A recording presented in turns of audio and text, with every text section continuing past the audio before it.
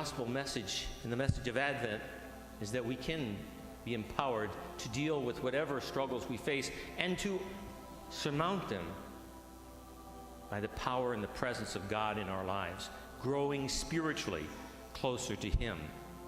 The problem with so many people is that while accepting and recognizing the problems in their lives, the mountains, the Mount Everests in their life, they don't know where they can go to get the power and the strength that they need in order to climb and scale that mountain successfully. And so they fail over and over again. The people who are addicted to drugs think that drugs are going to be the answer to help them surmount the problems in their lives. Pornography, that's going to help them surmount the problems in their life. More and more money, that's going to help them surmount the problems and help them scale the mountains of their lives. You may get up the mountainside to some extent, but only God can help us to scale that mountain successfully to get to the other side. And the other side is where we find peace. Because there on the other side, we find God in His fullness. Because on the other side of life itself, on the other side of this mountain called life, when we are empowered by God, we'll climb that mountain and find paradise on the other side. But God doesn't wait for us to get to the other side to empower us with His presence. He wants to do that today, one day at a time. But we have to be willing to grow closer to Him, to grow more spiritually involved with Him.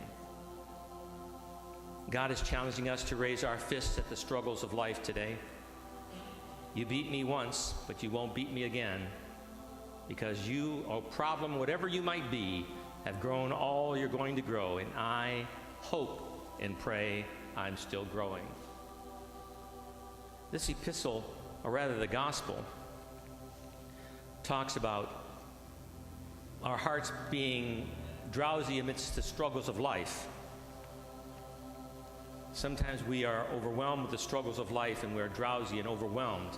It says, beware that your hearts do not become drowsy amidst the struggles of life. Be vigilant at all times and pray that you have the strength to escape the tribulations that are imminent. One translation says, not be vigilant, but be watchful. Watch. Watch at all times and pray that you have the strength to escape the trials that are upon you, to be able to climb those mountains. But you have to watch. When I was a kid, we used to often say to somebody else, they'd say to you, you can't do this, you can't do that, just watch me. Just watch, and I'll show you I can do it. In a real sense, Christ is telling us this Advent, through this scripture, when He says, be vigilant or be watchful, He's saying, watch me. Watch me empower you to endure and to overcome the struggles and trials of life. Just watch me. But give me a chance. God never forces Himself on us. He only wants us to invite Him to open up our hearts to Him. Just watch and see what God can do. If during this Advent, you and I really said, okay, you know, I've tried and I've spun my wheels, and I've tried to climb that mountain of difficulties and I keep sliding back down. I'm going to give you a more control of my life. I'm going to ask you to give me the power to climb, to scale the mountains that I face, and to know that I'm not alone and that you will see me over to the other side. Watch what God can do. Sometimes we're so focused on the problem that we don't look at the problem solver. Sometimes problems seem like mountains. And we look only at the mountain, and we don't look at the one who's going to help us scale the mountain. We look at the problem instead of the problem solver. Here's the problem solver, the light of the world.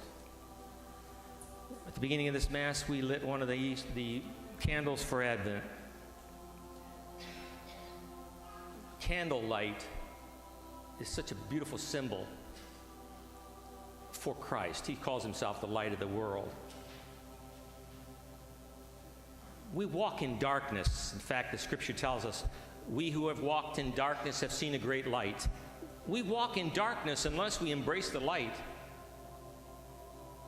of Christ, who wants to guide us through the darkness and show us the way. There's so many people who are floundering in the darkness and don't know where to go to find the light. Here's where we go. Here's where we come to find the light, and his name is Jesus. There are many people who have snuffed out the light in their lives. They've drowned it out with booze. They've smothered it in pornography. They've buried it in a ton of money. Whatever it might be, pleasure, power, prestige. So many people think those are the answers. No. That's darkness. The only light that can guide us through life is a person, and his name is Jesus. And so this Advent, when we reflect, hopefully through prayer, take time this Advent to speak to God like you've never spoken to him before. Face the mountains in your life and identify them as I must. And come before him, Lord, here you know better than I do the mountains that I face. Light up my life. Lighten my pathway. Empower me that I might scale these mountains, because I can't do it without you. Talk from your heart like you've never spoken before. I don't think any one of us has had a life without struggles. And you know what? We've got struggles to come. That shouldn't be any news to anybody. We're all going to have problems in the future.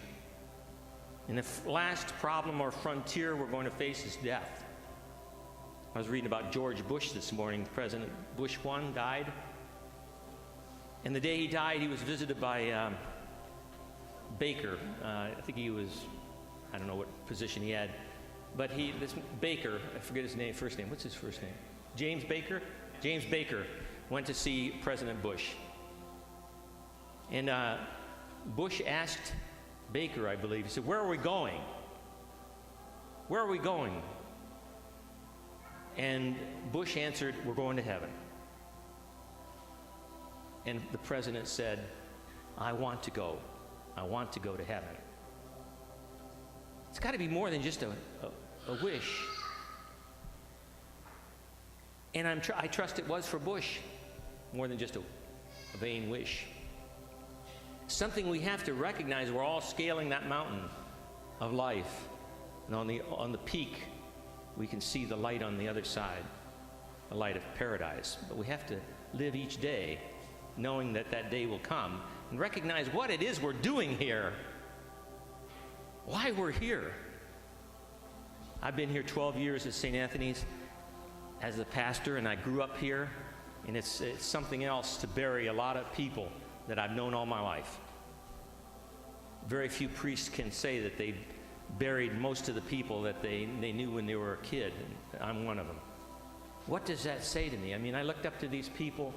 They were young like me. I mean, they were young. They were young at one time, and as a kid I looked to them. They were so central to our lives here on the South Side. One by one, they scaled the mountain and are on the other side. And that shouldn't cause us to be morbid, because it's a reality.